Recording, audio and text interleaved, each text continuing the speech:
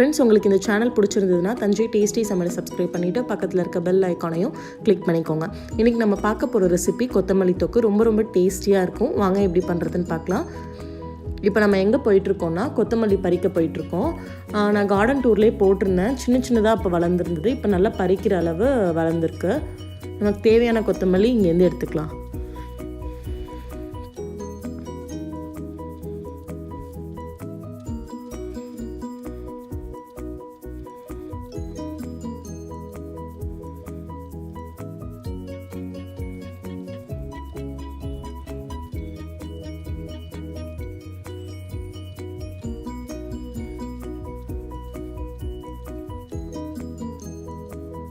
இப்போது தொக்கு செய்கிறதுக்கு தேவையான கொத்தமல்லி எடுத்தாச்சு.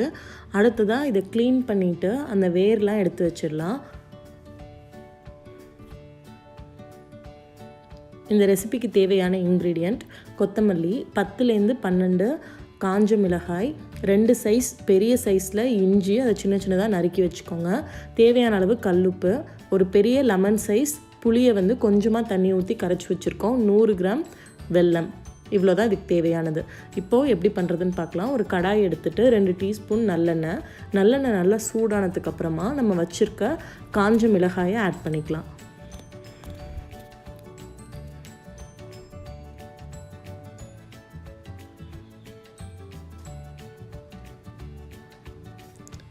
இப்போது காஞ்ச மிளகாய் நல்லா பொரிஞ்சு இந்த மாதிரி புஷ்ஷுன்னு வரும்.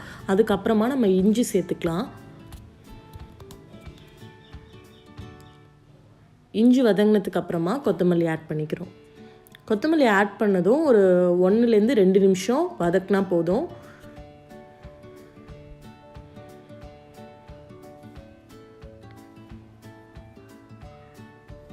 இந்த கொத்தமல்லி தொக்கு தயிர் சாதம், லெமன் ரைஸ், புளி சாதம், சாம்பார், ரசம், புளிக்குழம்பு எல்லாத்துக்கூடமே சூப்பராக இருக்கும். கண்டிப்பாக எல்லோரும் வீட்டில் ட்ரை பண்ணி பாருங்கள் ஃப்ரெண்ட்ஸ்.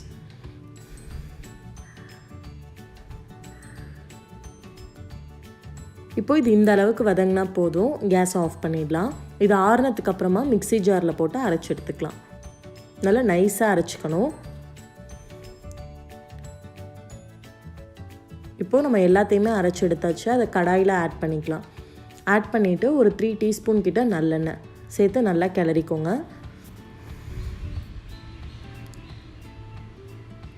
லைட்டாக அந்த மாதிரி பபிள்ஸ் விடுறப்போ புளி கரைச்சி வச்சுருக்கோம்ல, அதை ஆட் பண்ணிக்கிறோம். நல்லா மிக்ஸ் பண்ணி விட்டுருங்க. ஹை ஃப்ளேமில் வச்சு நல்லா மிக்ஸ் பண்ணுங்கள். ஹை ஃப்ளேமில் வச்சிங்கன்னா கிளறி விட்டுட்டே இருக்கணும், இல்லாட்டி அடியில் பிடிச்சிடும். அடுத்தது இந்த ரெசிபிக்கு தேவையான உப்பு. நெக்ஸ்ட்டு இந்த தொக்குக்கே ரொம்ப ஹைலைட்டான ஒரு இன்க்ரீடியன்ட்னா அது வெல்லம் தான். அதையும் ஆட் பண்ணிக்கிறோம். வெல்லத்தை 1-2 உடச்சி ஆட் பண்ணிக்கோங்க. அது நல்லா கரைய தண்ணி விட ஆரம்பிக்கும். இப்போது இந்த மாதிரி ஸ்டேஜில் நம்ம ஒரு மூடி போட்டு மீடியம் ஃப்ளேமில் வச்சிடலாம். ஒரு 10 மினிட்ஸ் அப்படியே இருக்கட்டும். 10 மினிட்ஸ்க்கு அப்புறமா ஓப்பன் பண்ணுறோம். நல்லா கிளறி விடணும். ஒரு 5 மினிட்ஸ் மீடியம் ஃப்ளேமில் வச்சு நல்லா கிளறி விடுங்க. அதில் உள்ள தண்ணி பதம்லாம் சுத்தமாக போயிட்டு எண்ணெய் நல்லா பிரிஞ்சு வரணும். இப்போது எண்ணெய் நல்லா பிரிஞ்சு வர ஆரம்பிச்சிருக்கு. இந்த மாதிரி வந்ததுக்கப்புறமா நம்ம கேஸை ஆஃப் பண்ணிடலாம். நம்ம கொத்தமல்லி தொக்கு சூப்பராக ரெடி ஆயிடுச்சு.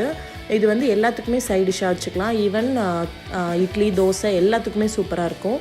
ஊறுகாய் சாப்பிட்றவங்க கூட அதை விட்டுட்டு இதை சாப்பிட ஆரம்பிச்சிருவாங்க. கண்டிப்பாக வீட்டில் ட்ரை பண்ணி பார்த்துட்டு கமெண்ட் பண்ணுங்கள்.